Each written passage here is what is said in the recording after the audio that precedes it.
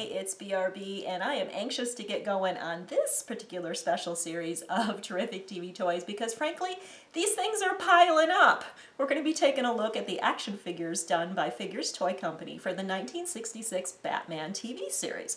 We'll take a look at the first four. Then we'll probably take a break, maybe look at something else on the show, and then we'll come back for another four, and maybe take another break and keep going and going and going because really, Figures Toy Company keeps making these things.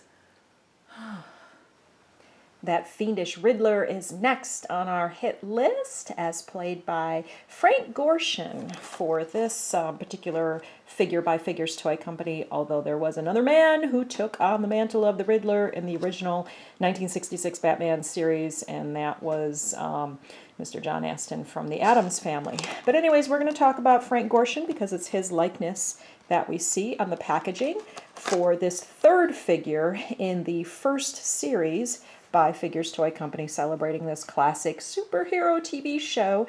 Mr. Frank Gorshin was born April 5th, 1933. He died on May 17th, 2005 at the age of 72. He's credited with 10 episodes of Batman, including the very first one, Hi Diddle Riddle, in January 1966. I would have thought he did more episodes, but he's only credited with 10. He, of course, did the big screen movie that they did while the show was airing, too, with the four core villains, Joker, Riddler, Catwoman, and Penguin. He was the Riddler for that. And then over the years, he's had some other memorable roles, like, for instance, Star Trek, the original Star Trek series, about the same time that this was on the air.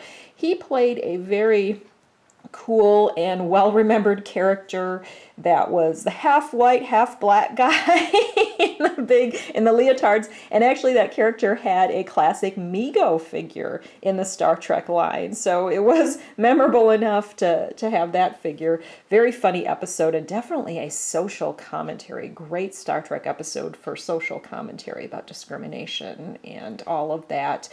Frank Gorshin also guested on Charlie's Angels over the years. He did a Wonder Woman episode. I think that was the only Christmas episode of Wonder Woman, if I remember correctly. He played like a kind of an evil toy maker.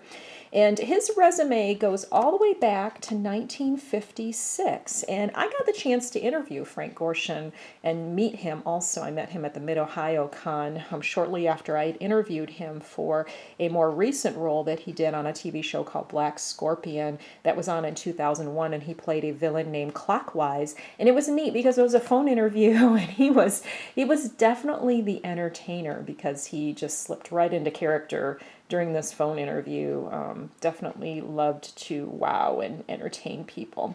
I'll also note he did a little bit of voice work too over the years, and he did another Batman show, actually an animated Batman show called The Batman, where he voiced Professor Hugo Strange. So lots of notable work. There also was another opportunity he had to reprise his role as the Riddler was in those really cheesy 1980s TV specials called Legends of the Superheroes, where Adam West was back on as Batman and I believe Burt Ward as Robin, and then Frank Gorshin played the Riddler in those two. So, but fans remember those, but not not for anything good. But this is the Riddler figure. So let's take a look at him. And I'm going to take some advice of one of my viewers, Mr. Frogbutt. Thank you very much. He said, hey, I don't have to cut off this tag at the top. You know, maybe I'm just being silly and I didn't realize that. And I had not paid attention to what other people that I know who have bought these figures, I haven't paid attention to what they've done. But he said you can slip the figure out and put it back in without removing that tag. And so if what we've done in the past couple episodes with the Batman and Robin figures have been half out-of-the-box experiences, then if we do this with the Riddler, it's going to be more like a quarter out-of-the-box experience because it's hardly out of the box at all if you're able to reset it that well. So, well, hang on. Let me backtrack just a minute to take a look at the packaging, which is very, very similar to what we've seen the past couple episodes. Just different coloring, different color background, and different imagery on the front. But on the back, you have what you had for the other figures, the first and second series depicted. So yeah, now let's try this crazy thing. The way that my friend explained it, you can just kind of slip in here. And actually, maybe I don't even need to remove the card, but just remove this part, this base that the figure is on. We will try this. I haven't been watching, there probably are other videos where people take a look at these figures too, and I haven't been paying attention to that, and perhaps I should, to see what other people are doing, because I only know what I do. I'm an out-of-the-box girl, so I take it all the way out of the box typically, so it's a foreign concept for me. All right, twist ties, the same as the other figures, so we will free him of those. One around the neck, 2 around the feet. I'll also note that there is another variation of this figure by Figures Toy Company where the Riddler is wearing the suit, the very dapper Don-like suit, the green question mark suit. And I preferred that outfit for the Riddler. I thought that was very cool. And even in the animated series for Batman in the 1990s, the Riddler, as voiced by John Glover on that series, wore the 2 different outfits. He wore leotards sometimes, and then he wore that dapper suit with the lapel and everything. So yeah, there's a variation of that out there. But this is the leotard Riddler. He's got his question marks on the side, all cloth. Ooh, and the shoes removed. Look at that, very nice. So he's got his black shoes on over full leotard. Purple hands for purple gloves. A little bit of lavender around his waist as detail as was on Gorsham's outfit. I can see it barely right there. I haven't watched the episodes in a long time. I really need to. And then a lavender mask also as Gorsham wore, and pretty good likeness again with that maniacal smile of his. Nice short trimmed hair. In the back we've got the Velcro. Same imprint as the other figures with the website figurestoycompany.com, made in China.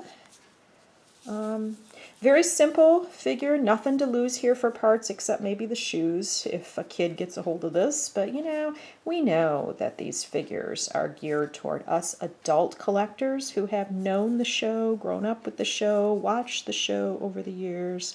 So I don't know, there may be some kids with this with this in their collection, but I think these are adult collectors. So yeah, we have got everything the same as the other figures. So let's see. I'm going to take the twist ties out, place him back in the stand, and let's see if we can put him right back in the package. Again, I could have taken the card out, but we can see the card well from where we are, so we don't need to do that. Do this without mangling him too much. Very, very carefully. Not going to be perfectly set up in there. Oh, okay, well, don't have to put the base in there. I could just put the figure back in there without the base. But that's basically it because he's no longer fitting into that base. But I get the idea. So for this one, Mr. Frogbutt, thank you very much. The tag will stay on. Okay, well, thanks for watching once again. Next week, it's that Joker.